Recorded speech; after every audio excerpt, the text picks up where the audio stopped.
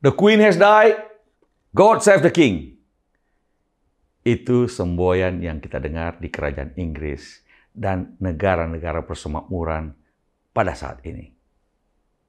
Assalamualaikum warahmatullahi wabarakatuh. Jumpa lagi bersama saya, Andi Malarangeng, dalam bincang-bincang tentang negara dan juga kerajaan, yaitu kerajaan Inggris. Setelah 70 tahun, Ratu Elizabeth II bertahta. Akhirnya, baru saja beliau meninggal dunia. Dan pada saat meninggal dunia, tentu saja secara otomatis Pangeran Charles kemudian menjadi Raja Charles III, King Charles III, kemudian bertahta. Jadi dua hal yang terjadi di Inggris pada saat yang sama.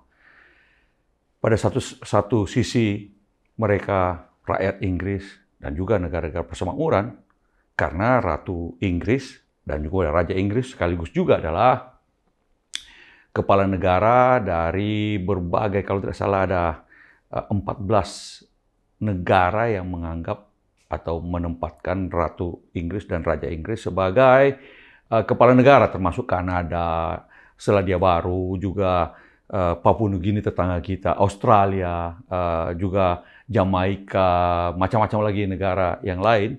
Dan otomatis bersamaan dengan meninggalnya Ratu Inggris, Ratu Elizabeth II, bersamaan pula, otomatis pula terjadi suksesi dari kerajaan Inggris kepada Pangeran Charles Putra Mahkota, yang juga sudah sekian puluh tahun menanti, dan kemudian menjadi Raja Charles III. Dua event bersamaan. Nah, itulah sebabnya bendera Inggris pada waktu kematian atau meninggalnya Ratu Elizabeth II dikibarkan setengah tiang. Tapi ketika bersama dengan itu ada proklamasi pengangkatan Pangeran Charles menjadi Raja Charles III, maka bendera Inggris kemudian dinaikkan lagi juga, full staff, dinaikkan lagi dengan proklamasi itu, karena pada saat yang sama juga kerajaan Inggris ingin menabalkan bahwa sekarang ada kepala negara yang baru, Raja Charles III. Maka, nah setelah itu, setelah proklamasi kemudian diturunkan lagi menjadi setengah tiang lagi untuk menyatakan berduka terhadap meninggalnya Ratu Elizabeth II yang bertahta selama 70 tahun. Paling lama di dunia. Nah, selama 70 tahun itu, Ratu Elizabeth II itu bekerja sama dengan 15 Perdana Menteri Inggris. Yang terakhir itu Liz Truss sempat diundang oleh Ratu Elizabeth untuk diminta membentuk pemerintahan baru di Inggris. Setelah itu keesokan harinya kemudian Ratu Elizabeth kemudian kesehatannya menurun dan akhirnya meninggal dunia. Nah, peristiwa meninggal dunianya Ratu Elizabeth II juga sekali lagi membuat konsekuensi dari perubahan kepala negara di negara-negara persemakmuran yang mana masih menempatkan Ratu Inggris sebagai ratunya. Jadi proklamasi bertahtanya Raja Charles III diikuti juga di Kanada, juga kemudian diadakan proklamasi bertahtanya Raja Charles III, juga kemudian pasti diikuti juga di Australia, Selandia Baru, Papua Nugini, dan sebagainya. Yang menarik bagi saya sebagai pemerhati pemerintahan dunia, memang bidang saya adalah comparative politics, adalah bahwa proses meninggalnya Ratu Elizabeth itu dan kemudian diproklamasikan bertahtanya Raja Charles III terjadi secara otomatis. Tidak ada dispute, tidak ada pertikaian di antara keluarga. suksesi dilakukan begitu smooth, begitu mulus, dan diikuti juga di negara-negara persemakmuran lainnya. Eh, yang kita lihat di mana kepala negara, di mana Raja Inggris sekaligus juga kepala negara, dilakukan secara mulus. Tidak ada pertikaian. Ini yang membedakan misalnya kerajaan Inggris dengan kerajaan-kerajaan Nusantara yang ada di sekitar kita. Dalam sejarah bahkan. Kalau kita lihat di kerajaan-kerajaan Nusantara, yang ada di sekitar kita, baik di Jawa maupun di luar Jawa, suksesi kepemimpinan dari raja satu ke raja yang lain, raja berikutnya, biasanya diikuti dengan pertikaian di antara anak-anak raja, di antara keluarga raja, yang kemudian menyebabkan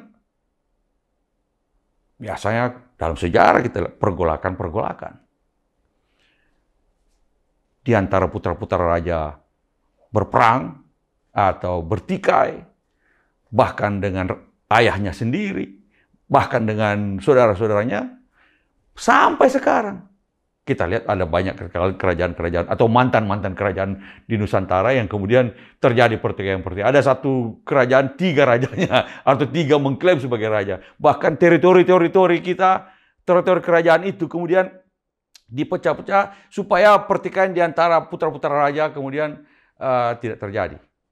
Ini yang kita lihat membedakan kerajaan Inggris dengan kerajaan-kerajaan lainnya. Banyak di dunia, bukan hanya di Nusantara, tapi banyak juga kerajaan-kerajaan lain di dunia, di mana proses suksesi itu tidak terlalu jelas. Proses sukses. Di Inggris, suksesi kerajaan itu sudah diketahui. Kita sudah tahu yang nomor berikutnya siapa. Misalnya sekarang dengan naiknya Raja Charles ketiga, maka Pangeran William, putranya Charles, menjadi putra mahkota. Itu nomor urut pertama untuk terjadinya suksesi kepemimpinan. Lalu yang nomor urut kedua siapa? Adalah putra sulungnya Charles. Charles ada 3 putra-putri. Jadi setelah Charles adalah putra sulungnya, putrinya yang kedua, lalu kemudian putra ketiganya. Setelah itu kemudian masuk ke Pangeran Harry. Pangeran Harry dan kemudian putra-putri Pangeran Harry. Baru nanti kemudian masuk ke saudaranya Pangeran William. Jadi kita sudah tahu misalnya siapa urutan ke-20, urutan ke-22. Bisa kita ketahui di Inggris sekarang ini. Sehingga ketika misalnya tiba-tiba Pangeran Charles nanti mangkat lagi, sudah tahu kita siapa penggantinya. Dan kemudian kalau tiba-tiba ada misalnya kecelakaan yang terjadi sehingga, ini kita tidak harapkan, tetapi sehingga ada beberapa pewaris kerajaan meninggal, kita sudah bisa tahu siapa yang berikutnya, siapa yang berikutnya lagi, siapa yang berikutnya lagi. Tidak perlu ada pertikaian. Inilah kematangan dari sistem kerajaan di Inggris dibandingkan dengan banyak sistem kerajaan di dunia lain, termasuk di Nusantara ini. Yang menarik juga adalah bahwa perubahan kepemimpinan atau suksesi di kerajaan itu tidak mengguncang berjalannya pemerintahan. Jadi pemerintahan Inggris berjalan terus. Perdana Menteri baru saja terpilih. Dan dengan demikian Perdana Menteri yang baru Liz Truss ini nanti akan bekerja sama dengan raja juga yang baru terpilih, yaitu Raja Charles III. Nah, pemerintahan berjalan terus.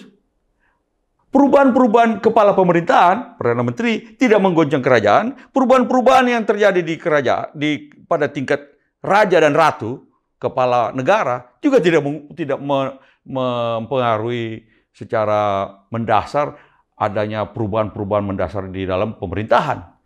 Kita lihat bagaimana stabilitas sistem pemerintahan dan sistem ketatanegaraan di Inggris. Nah, salah satu kuncinya adalah sejarah kerajaan Inggris sendiri, di mana bentuk monarki yang muncul adalah monarki konstitusional atau juga sering disebut juga monarki parlementer, di mana parlemenlah yang menjalankan pemerintahan, sementara raja dan ratu Inggris hanyalah menjadi simbol pemersatu, simbol simbol kebanggaan, pemersatu, dan simbol kenegaraan atau kerajaan Inggris itu sendiri. Raja Ratu tidak membuat kebijakan-kebijakan pemerintahan, itu ranahnya Perdana Menteri dan Parlemen. Tapi justru karena itu Ratu Elizabeth yang bertahta 70 tahun dicintai rakyatnya. Bayangkan kalau Anda lihat iring-iringan jenazah disambut sepanjang jalan oleh rakyat Inggris. Termasuk di Skotlandia yang sebagian dari mereka ingin merdeka. Jadi Ratu Inggris, walaupun tidak mempunyai kekuasaan pemerintahan sehari-hari, itu dicintai oleh rakyatnya. Ini perjalanan panjang dari sejarah Inggris, mulai dari Magna Carta, dan kemudian terbentuknya House of Commons. Dan bagaimana House of Commons, yaitu DPR dan Parlemen di Inggris, itu menjalankan kekuasaan pemerintahan. No taxation without representation. Begitu semboyannya di Inggris. Di mana kemudian lambat laun yang tadinya Inggris menjadi sebagai monarki absolut, di mana raja atau ratu menjalankan pemerintahan secara langsung, kemudian menyerahkan kewenangan pemerintahannya kepada parlemen, dan parlemenlah yang bisa berubah-ubah setiap saat, tapi raja dan ratu Inggris menjadi simbol pemersatu rakyat dan kerajaan Inggris itu sendiri. Ini yang menarik, dan kita juga bisa belajar dari bagaimana stabilitas, kematangan, dan kekuatan dari raja dan ratunya, tentu saja. Memang ada pertanyaan, apakah setelah Ratu Elizabeth II digantikan oleh Raja Charles III ini, kemudian kerajaan Inggris dan Raja Inggris, monarki di Inggris, masih akan mendapatkan dukungan yang luas dari rakyat Inggris itu sendiri. Termasuk di negara-negara persemakmuran yang masih menganggapnya sebagai kepala negara. Pertama, tentu saja ini menjadi tugas berat dari Raja Charles. Bagaimana dia juga bisa memperlihatkan atau melanjutkan performance dan persepsi masyarakat di Inggris terhadap Raja Inggris ini tetap kuat. Ini tentu saja Raja Charles bukan Ratu Elizabeth. Karena itu kita lihat nanti. Apakah kalau Charles tidak mampu memperlihatkan atau memberikan persepsi yang kuat atau mempertahankan persepsi yang kuat terhadap kerajaan Inggris, raja dan monarki di Inggris, maka lambat laun akan muncul desakan republikanisme. Jalan sejarah memang begitu.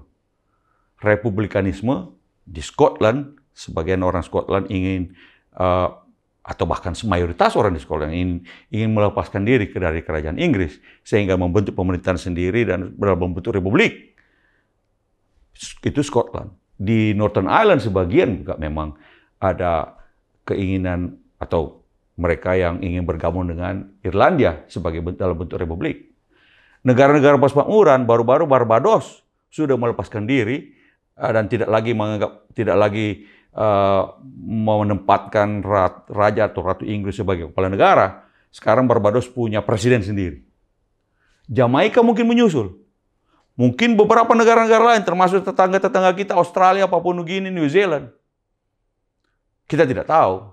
Tapi itu adalah masalah yang harus dihadapi oleh Raja Charles III, ataupun juga nanti putranya Pangeran William. Nah, apapun memang jalan sejarah demikian itu. Ketika monarki tidak lagi dianggap berfungsi, berguna bagi rakyatnya, maka tentu saja rakyat menganggap nggak ada gunanya juga punya raja. Toh pemerintahan bisa jalan dengan baik. Tetapi selama monarki di Inggris tetap dianggap berguna, berfungsi, bermakna bagi rakyat Inggris. Selama itu pula mereka tetap mempertahankan bentuk monarki dan bahkan mengambil sebagian atau menyerahkan sebagian pajak rakyat itu untuk membiayai monarki tersebut. Itu memang adalah bagian dari proses demokrasi itu sendiri. Jadi kita lihat saja nanti bagaimana. Yang jelas bahwa kita salut, kita perlu belajar dari bagaimana stabilitas politik di Inggris dalam struktur monarki parlementer bisa berjalan dengan mulus, terjadi suksesi tanpa menimbulkan kegoncangan-kegoncangan dalam struktur pemerintahan maupun di kalangan rakyat banyak. Sekali lagi, bagi kita rakyat Indonesia, kita sudah memilih bentuk republik, melompat dari monarki absolut menuju ke bentuk republik, di mana presiden kita, sekarang ini Presiden Jokowi, adalah kepala negara sekaligus kepala pemerintahan. Dan alhamdulillah kita juga di Indonesia sudah mengalami suksesi-suksesi dalam proses reformasi tanpa gejolak-gejolak yang berarti. Artinya mulus-mulus saja.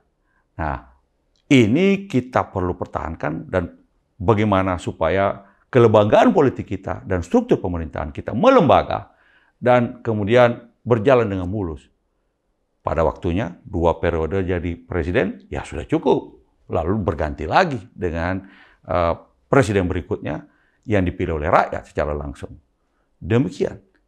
Tanpa harus ada. Tapi kalau ada yang berusaha untuk kemudian mau 3 periode, mau tambah masa jabatan, bahkan sekarang ini mau jadi wakil presiden. Ini yang akan jadi masalah. Karena proses kelembagaan dan prinsip-prinsip demokrasi dan reformasi itu dilanggar. Kalau dilanggar, maka akan terjadi pergolakan karena pasti akan ada penentangan. Semoga negara kita bisa juga mempunyai stabilitas politik dan juga stabilitas pemerintahan dengan struktur yang didandaskan daripada demokrasi dan prinsip-prinsip reformasi, yaitu pembatasan masa jabatan presiden. Demikian, sampai jumpa lagi di lain kesempatan. Assalamualaikum warahmatullahi wabarakatuh.